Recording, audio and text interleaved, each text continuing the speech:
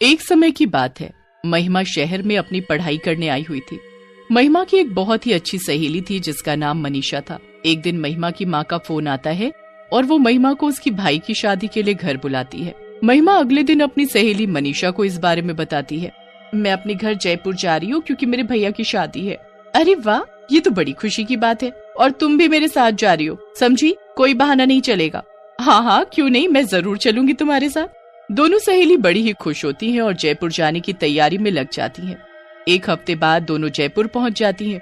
महिमा का इतना बड़ा घर देखकर मनीषा तो दंग रह जाती है। हर तरफ शादी की तैयारी चल रही होती है। आ गई मेरी बेटी। हाँ माँ, और देखो मेरे साथ कौन आए हैं, मेरी सहेली मनीषा। अरे बेटी आओ आओ, और इसे अपना ही घर समझो। जी माँ जी। चलो मनीषा, चलकर भैया से मिलते हैं। दोनों सहेली जाकर महिमा के भाई से मिलती हैं। राहुल अपनी बहन को देखकर बहुत खुश हो जाता है। अरे कितने दिन लगा दिए आने में, जैसे किसी पड़ोस की शादी है। अरे भैया, बस एग्जाम्स की वजह से रुकना पड़ा, पर अब मैं आ गई हूँ ना। अब देखना हम दोनों आपकी शादी में क्या धमाल मचाएंगे। अरे पर पहले इनसे तो मिलवा। अरे हाँ, मैं तो भूल ही गई। ये है मेरी सहेली मनीषा। महिमा उसके बाद मनीषा को अपना कमरा दिखाती है जो बिल्कुल राहुल के साथ वाला ही होता है। दोनों कमरे में जाकर बिस्तर पर पड़ जाती हैं और उनकी आंख लग जाती है। अगले दिन फिर दोनों अच्छे से तैयार होकर शादी की तैयारियों में लग जाती हैं। 2 दिन बाद राहुल की शादी हो जाती है और उनके घर एक सुंदर सी दुल्हन आ जाती है। अरे महिमा, ये तुम्हारी भाभी घूंघट क्यों किए हुए हैं? अरे ये शहर थोड़ी है, यहाँ बड़ों बड़ों को घूंघट करना ही पड़ता है। पूरी शादी अच्छे से निपट जाती है। अब अगले दिन महिमा और मनीषा को वापस शहर जाना होता है क्योंकि उनके कॉलेज की काफी छुट्टियां हो चुकी होती हैं। मनीषा को शहर जाने का बिल्कुल मन नहीं होता। वो उस रात बड़ी ही उदास होती है। जब महिमा सो रही होती है तब मनीषा उठकर बाहर टहलने लगती है। टहलते टहलते मनीषा बालकनी में जाकर खड़ी हो जाती है। बाहर काफी अच्छा मौसम होता है और ठंडी ठंडी हवा चल रही होती है, पर फिर उसका ध्यान अचानक नई नवेली बहू पर जाता है। अरे ये इतनी रात को छत पर क्या करने जा रही है? मनीषा उसके पीछे पीछे जाने लगती है और छत पर पहुंच जाती है। छत पर घूंघट में वो बस चलती ही जा रही होती है। उसके बाद वो अपना घूंघट ऊपर करती है और आसमान में पूरे चांद को देखने लगती है। आज तो चांदनी रात है और मेरा मकसद पूरा हुआ। आखिरकार इस घर की बहू मैं बन ही गई। अब मैं सबको खत्म कर दूंगी, सबको खत्म कर दूंगी मैं। हे भगवान, ये महिमा की भाभी ऐसी क्यों हंस रही है? इनको आखिर हुआ क्या है? मनीषा छुपकर सब देख ही रही होती है कि तभी महिमा की भाभी पीछे मुड़ती है और फिर उसका चेहरा देख मनीषा वहीं जमीन में बैठ जाती है। वो कोई खूबसूरत लड़की नहीं बल्कि एक चुड़ैल होती है। मनीषा के तो गले से आवाज ही नहीं निकल रही होती। उसे कुछ भी समझ नहीं आ रहा होता कि अब वो क्या करे। वो जैसे तैसे हिम्मत करके खुद को संभालती है और अपने कमरे में भागती है। महिमा, महिमा, जल्दी उठो महिमा। क्या हुआ मनीषा, तुम ऐसे हाँफ क्यों रही हो? कोई बुरा सपना देख लिया क्या? सपना नहीं, सच में देख कर आ रही हूँ। तुम्हारी भाभी है ना, वो कोई और है। वो चुड़ैल है महिमा। मैंने खुद अभी उनको छत पर हंसते हुए देखा और वो आसमान में चांद को देखकर हंस रही थी और वो तो ये भी बोल रही थी कि वो सबको मार डालेगी। क्या मनीषा, तुम भी ना कैसे कैसे मजाक करती हो। चलो अभी तुम्हारा वहम दूर करती हो, चलो मेरे साथ। नहीं नहीं, मैं कहीं नहीं जाऊंगी। महिमा मनीषा की एक नहीं सुनती और उसका हाथ पकड़कर उसे राहुल के कमरे तक ले जाती है। उसके बाद वो दरवाजा खटखटाती है। अंदर से दरवाजा महिमा की भाभी खोलती है और उन्होंने अभी भी लंबा सा घूंघट किया होता है। जी बोलो दीदी, क्या हुआ? इतनी रात को आप दोनों यहाँ?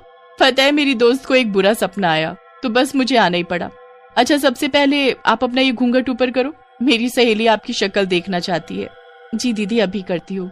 घूंघट वाली बहू अपना घूंघट ऊपर करती है तो उसकी बेहद खूबसूरत शक्ल देखकर मनीषा हैरान ही रह जाती है। मन ही मन वो यही सोच रही होती है कि आखिरकार ये कैसे हो गया। उसने खुद अपनी आंखों से उसका चुड़ैल वाला चेहरा देखा था। महिमा फिर मनीषा का हाथ पकड़ती है और उसे चलने को कहती है। दोनों अपने कमरे में वापस जाने लगते हैं। जाते हुए मनीषा एक बार फिर से पीछे मुड़कर देखती है तो उस घूंघट वाली बहू की अजीब सी मुस्कुराहट उसे और परेशान कर देती है। वो मनीषा को देखकर ऐसे मुस्कुरा रही थी जैसे मानो उसे चेतावनी दे रही हो कि आगे से मुझसे पंगा मत लेना। मनीषा को ये सब बिल्कुल सही नहीं लग रहा होता। उसे बस इतना समझ आ रहा होता है कि उसे अब वहीं रहकर सब ठीक करना है और सबके सामने उस घूंघट वाली चुड़ैल बहू का सच लाना है, वरना सबकी जान खतरे में पड़ जाएगी। अगले दिन मनीषा शहर जाने के लिए सीढ़ियों से बैग लेकर उतर रही होती है कि तभी वो सीढ़ियों से गिरने की एक्टिंग करती है। मैं गिर गई। हे भगवान, ये क्या हो गया? मेरा पैर टूट गया। हे भगवान, ये क्या हो गया? भैया जल्दी आओ, मनीषा को उसके कमरे में ले चलो। घूंघट से चुड़ैल बहू ये सब देख रही होती है। इसकी इतनी हिम्मत जो ये मेरे पति की गोद में जाएगी, इसे तो मैं बताऊंगी। अरे बहू, यहाँ क्या खड़ी खड़ी देख रही है? चलो मेरे साथ रसोई में और जल्दी से मनीषा के लिए बाम और हल्दी वाला दूध लेकर आओ। जी माँ जी। घूंघट वाली चुड़ैल बहू रसोई में अपनी सास के साथ जाती है और एक ग्लास में हल्दी वाला दूध बनाती है। उसकी सास भी वहाँ खड़ी मनीषा के लिए एक काढ़ा तैयार करती है। अंदर ही अंदर वो गुस्से से पागल हो रही होती है। वो दूध में जादू कर देती है और जाकर मनीषा को दे देती है। मनीषा को पहले ही शक होता है कि दूध में कुछ गड़बड़ है, इसलिए वो गलती से ग्लास को गिरा देती है। अरे बहू, कैसे ग्लास पकड़ा रही हो? देखो गिर गया। चलो जाओ, पोछा लाओ और साफ कर दो। सब लोग मनीषा की देखभाल में लग जाते हैं और कुछ दिन के लिए उनका शहर जाना कैंसिल हो जाता है। घूंघट वाली चुड़ैल बहू से ये सब देखा नहीं जा रहा होता। वो रात होने का इंतजार करती है। जैसे ही रात होती है और सब सो जाते हैं, वो छत पर जाती है और अपना घूंघट ऊपर करके आसमान में चांद को देखने लगती है। मुझे शक्ति चाहिए, मुझे शक्ति चाहिए। मैं सबको जल्द से जल्द बर्बाद कर सकूं, मुझे ऐसी शक्ति चाहिए। पर सबसे पहले मुझे उस लड़की की जान लेनी है, फिर उसके बाद मैं सबको देखूंगी। एक बार मैं सबको खत्म कर दूं, फिर मैं और राहुल दोनों सुकून से रहेंगे और मैं अपने चुड़ैल वंश को आगे बढ़ाऊंगी। चुड़ैल वहीं छत पर बैठकर जादू टोना करने लगती है। मनीषा और महिमा वहीं पीछे खड़े छुपकर उसे देख रहे होते हैं। चुड़ैल उसके बाद वो एक सुई लेकर गुड़िया को चुप होने लगती है। सुई चुप होते ही मनीषा के हाथ से खून आने लगता है। देखो महिमा, देखो, देख लिया ना तुमने अपनी आंखों से इस घूंघट वाली चुड़ैल का सच? ये देखो मेरे हाथ से खून आ रहा है। हे भगवान, ये सब हो क्या रहा है? अब हम क्या करेंगे? ये हम किस चुड़ैल को अपने घर ले आए? सब सोचते हैं ये कितनी संस्कारी है जो हर वक्त घूंघट करके रहती है, पर किसी को नहीं पता कि इस घूंघट के अंदर एक चुड़ैल है जो अपना चेहरा छुपाने के लिए इसे घूंघट से ढकती है।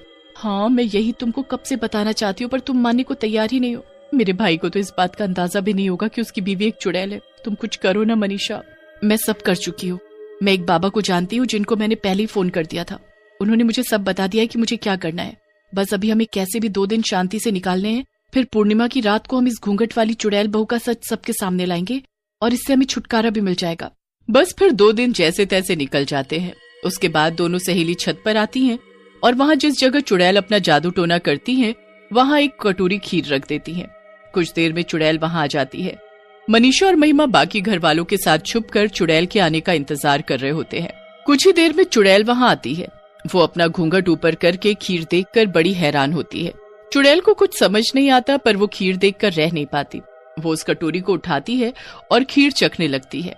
जैसे ही वो खीर खाती है, उसे उल्टी होने लगती है। ये क्या है? ये मुझे क्या हो रहा है?